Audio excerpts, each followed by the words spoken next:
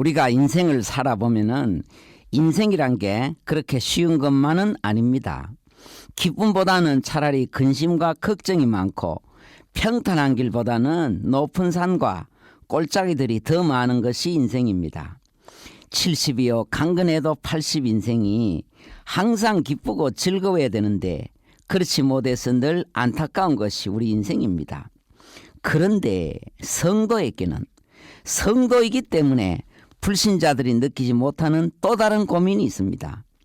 구원받은 하나님의 백성이기 때문에 오직 저들만이 남몰래 고민하며 잠 못 이루는 깊은 가슴앓이가 있다는 것입니다. 사도 바울에게도 이 고민이 있었습니다. 로마서 9장입니다. 내가 그리스도 안에서 참말을 하고 거짓말을 아니하노라. 내게 큰 근심이 있는 것과 마음에 그치지 않는 고통이 있는 것을 내 양심이 증거한다 했습니다. 이 근심은 다른 사람에게 얘기할 수도 없고 얘기해봐야 통하지도 않고 부부간에도 대화가 안 되는 오직 하나님만이 아시는 근심입니다. 이 근심은 우리 가족이 뭘 먹고 살까 그런 근심이 아닙니다. 우리가 어떻게 돈을 많이 벌어서 부자가 되어볼까, 무엇을 먹을까 입을까 마실까 하는 세상적인 근심이 아닙니다. 그럼 오직 성도이기 때문에 가져야 하는 이 근심은 도대체 어떤 근심인가? 성도는 세상 사람들이 가지는 근심 외에 마땅히 어떤 근심을 가져야 되나 우리 한번 살펴보십시다. 첫째는 자신의 영적 상태를 위해서 근심할 줄 알아야 됩니다. 자신을 위한 근심입니다. 이 세상에서 제일 귀한 생명은 남편이 아니고 자녀가 아니고 내 생명입니다. 물론 이 세상에서의 생명은 희생할 수가 있습니다. 그러나 영생, 내세, 천국 여기에서는 양보할 수 없습니다. 남편 때문에 내가 지옥 갈 수 없고 자녀 때문에 지옥 갈 수 없습니다. 그것은 지옥이 어떤 곳인지 모르는 무지의 소치입니다. 예수님도 십자가 지시고 올라가실 때 따라오는 여자들을 보시고 나를 위하여 울지 말고 너희와 내 자녀들을 위해 울라 하셨습니다. 너희와 내 자녀, 너희가 먼저입니다. 그리고 나서 내 자녀입니다. 내 생명이 가장 귀하다는 말씀입니다. 사람이 온 천하를 얻고도 정작 내 목숨을 잃어버리면 무엇이 유익하리요? 정작 바로 내 생명이 이 땅의 그 누구의 생명보다 귀하다는 말씀입니다. 지옥은 낭만의 장소가 아닙니다. 이 우주 어느 곳인지는 모르지만은 깊숙한 곳에 오늘도 지옥은 불타고 있습니다. 이 땅에 많은 근심들이 있지만은 가장 먼저의 근심은 내 영혼에 대한 근심입니다. 내가 지옥 안 가고 하나님의 자녀가 되어 천국 가는 것입니다. 사람이 지옥 가는 가장 대중적인 죄는 세상에 빠지는 것입니다. 바로 로스의 처의 죄입니다. 그래서 성도는 늘 세상과 죄에 싸워서 이겨야 됩니다. 늘 내가 세상에 빠지지 않으려고 근심해야 됩니다. 두 번째입니다. 성도는 가족을 위해서 근심해야 됩니다. 우리가 참말로 예수 믿고 구원받았다면 가장 먼저 누가 떠오르겠습니까? 부모이고 남편이고 형제이고 자녀입니다. 자연적인 현상입니다. 가족들을 위한 근심이 없는데 무슨 가족 기도가 나오겠습니까? 고린도후서 7장 10절에 하나님의 뜻대로 하는 근심은 후회할 것이 없는 구원에 이르게 하는 회개를 이루는 것이라 했습니다. 믿음은 근심에서부터 출발합니다. 근심이 없는데 뭘 하나님 붙들겠습니까?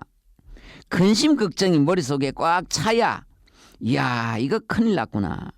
도무지 내 힘으로 해결할 수 없는 이 일을 어떻게 하나. 이런 깊은 수렁 속에 빠질 때 그때 나를 포기하고 하나님 붙드는 것입니다. 그래서 고난이 축복입니다. 실패가 축복입니다. 그때 내 육은 곤고하지만은 그 기회에 영이 사는 것입니다. 탕자가 망하는 복을 받아서 아버지 집으로 돌아왔잖아요. 사람은 성공만 하면 안 됩니다. 성공하고 출세만 해서 안 망한 사람 어디 있습니까? 물론 육적으로만 보면 대단하지만 그래서 망하는 것입니다. 천국은 나 혼자만 가는 곳이 아닙니다. 하나님 앞에 가면 혼납니다. 그건 하나님의 뜻이 아닙니다. 하나님은 태초에 인간을 만드실 때 가족 단위로 만드셨습니다. 하나님은 그렇게 가정을 소중히 보시고 가족을 소중히 보십니다. 성도들 마음속에 아직 가족들을 위한 근심이 없다면 그것은 진정한 믿음이 아닙니다. 기도의 힘은 근심입니다. 근심이 없는데 무슨 눈물의 기도가 나오겠습니까? 또 복음은 항상 긴박성입니다. 큰일 났다, 시간이 없다 하는 것입니다. 학생들 언제 시험 공부 제일 잘 되겠습니까? 시간이 없을 때입니다. 기도도 마찬가지입니다. 언제 가장 절박한 기도가 터지겠습니까? 시간이 없을 때입니다. 복음은 항상 긴박성을 수반합니다. 잘 들으십시오. 내가 복음을 깨달으면 깨달을수록 긴박성이 나를 사로잡습니다. 큰일 났구나, 시간이 없다.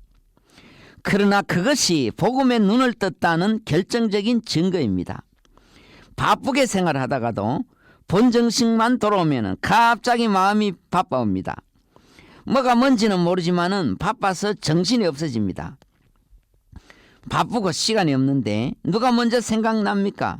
결국 가족이잖아요. 예수님 보세요. 하루하루가 얼마나 바빴습니까? 식사할 겨를도 주무실 시간도 없었습니다. 배만 타시면 그때 졸았습니다. 제자들도 다 각기 흩어졌습니다. 둘이 만나 얘기할 시간조차 없었습니다. 그냥 바빠서 어디로 가는지도 모르고 뿔뿔이 다 흩어졌습니다. 가다 보니 인도까지 갔잖아요. 그리고는 다 순교했습니다.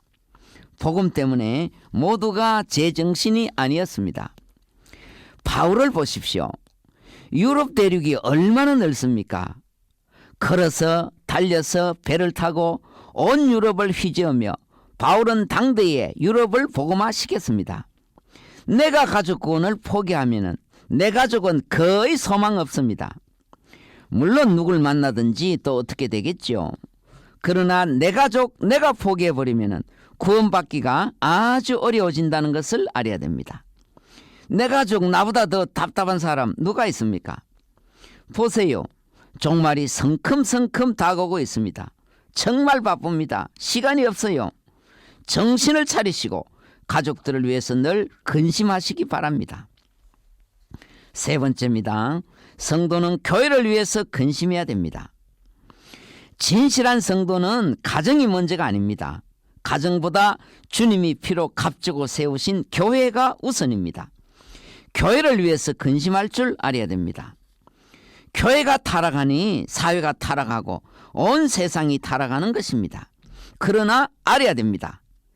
교회는 결국 주님의 피로 값주고 세우신 음부의 권세가 이기지 못하는 유일한 곳입니다. 교회가 타락했음에도 소금이 그 맛을 잃었음에도 그러나 하나님의 구원의 물줄기는 오늘도 교회를 통해서 유유히 흐르고 있습니다. 하나님은 예배를 통해서 오늘도 이런 영혼들을 부르시고 거기에 겸손하게 응답할 때 구원의 역사가 교회에서 일어나는 것입니다.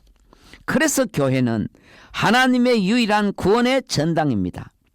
그러므로 교회를 무시하고 예배를 경홀히 여기는 자는 결국 그 영혼이 말라지는 것입니다. 이스라엘 백성들이 바벨론 70년 포로 생활에서 돌아왔습니다. 저들은 우선 자기 집 짓기에 바빴고 하나님의 성전은 뒷전이었습니다. 그때 하나님은 학개 선지자를 통해서 말씀하셨습니다. 학개서 1장 9절입니다. 내 집은 황무하였으되 너희는 각각 자기의 집에 빨랐음이니라. 그러므로 너희로 인하여 하늘은 이슬이 그쳤고 땅은 산물을 그쳤으며 내가 재앙을 불려 이 땅에 산에 곡물에 새 포도주에 기름에 땅의 모든 소산에 사람에게 육축에게 손으로 수고한 모든 일에 재앙이 임하게 하였느니라. 보세요. 하나님의 성전을 돌보지 아니한 재앙이 우리는 아무것도 아닌 것 같은데 하나님 보시기에 얼마나 큰 재앙이라는 말씀입니다. 다시 학개서 1장 5절입니다. 너희가 많이 뿌릴지라도 수입이 적으며 먹을지라도 배부르지 못하며 마실지라도 흡족하지 못하며 입어도 따뜻하지 못하며 일꾼이 삭을 받아도 그것은 구멍 뚫린 전대에 넣음이 되느니라. 교회를 근심하지 아니하고 돌보지 아니하고 맡은 바 책임을 다하지 않으면은 이런 큰 손해가 온다는 말씀입니다. 네 번째입니다. 성도는 나라를 위해서 근심할 줄 알아야 합니다. 우리나라가 1950년에 6.25이고 1953년에 휴전되었습니다. 휴전이란 전쟁이 끝난 것이 아니고 쉴 휴입니다. 전쟁을 잠시 쉬고 있는 것입니다. 그런데 우리나라는 전쟁을 쉰 지가 이미 60년이 넘었습니다.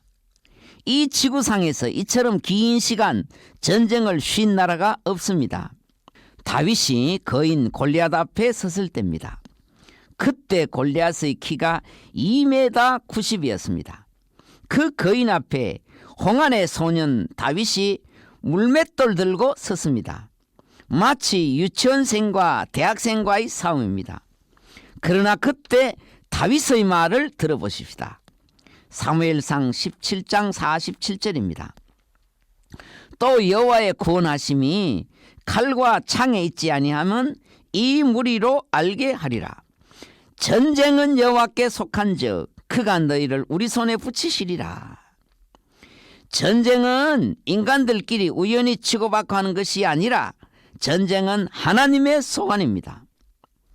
김일성, 김정일 부자가 그렇게 한맺힌 한평생을 살았음에도 한반도에 어떻게 60년 넘게 긴 휴전이 진행될 수 있었겠습니까? 전쟁은 인간들의 소관이 아닙니다. 전쟁은 여호와께 속했습니다. 하나님은 만군의 하나님, 군대의 하나님입니다. 이스라엘 역사를 가만히 보면은 이스라엘이 항상 우상 숭배에 빠졌을 때 하나님은 전쟁을 일으켰습니다. 아무 일 없다가도 갑자기 한 민족이 강해져서 이스라엘을 침공하곤 했습니다. 이게 저절로 역사적으로 그렇게 된 것 같지만은 아닙니다. 하나님이 그렇게 만드신 것입니다. 지금 우리나라를 가만히 보면은 우상 숭배가 너무 심합니다. 명절 때만 되면은 온통 나라가 제사판입니다. 우상 숭배에 대한 하나님의 마지막 징계는 결국 전쟁입니다. 그럼 휴전 그 긴 기간 중에도 한국에는 우상 숭배가 그렇게도 많았는데도 하나님은 어떻게 이 나라를 지켜주셨나?